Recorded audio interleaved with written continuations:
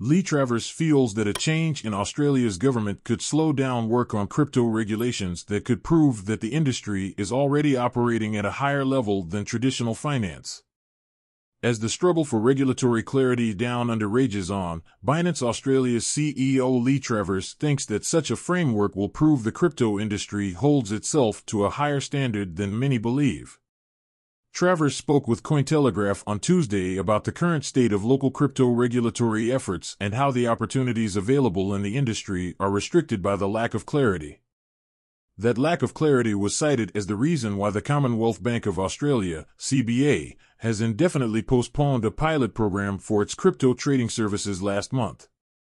Although there are no rules on the books directly prohibiting CBA's new service, Australian financial regulators pushed for a pause on the services because of absent consumer protections.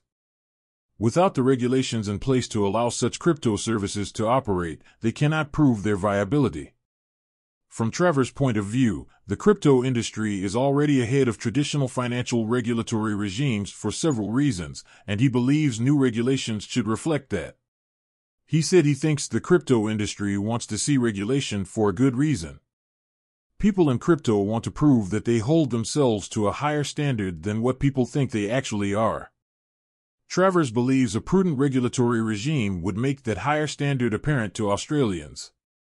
With or without new regulations, blockchain analysis firm Chainalysis made it clear in January that when it comes to financial crimes, cash is still king.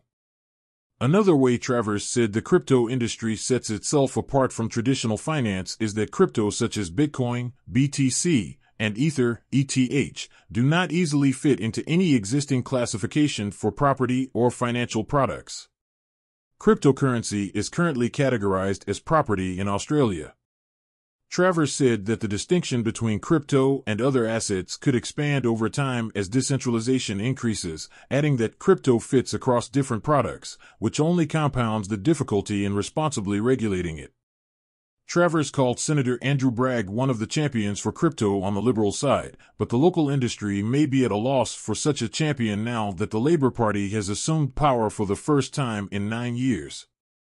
He said that the former majority Liberal Party saw the industry with high-paying jobs and contributions to the economy as a good thing.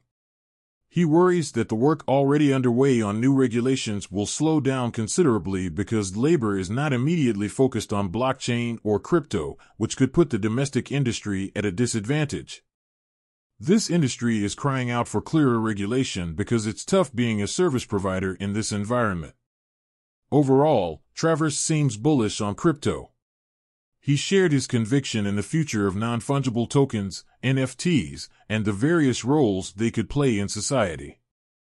In the short term, he admitted that the way of NFTs is still uncertain and would likely continue to be simple art pieces, but that the long-term implications for NFTs were far-reaching for property rights and intellectual property.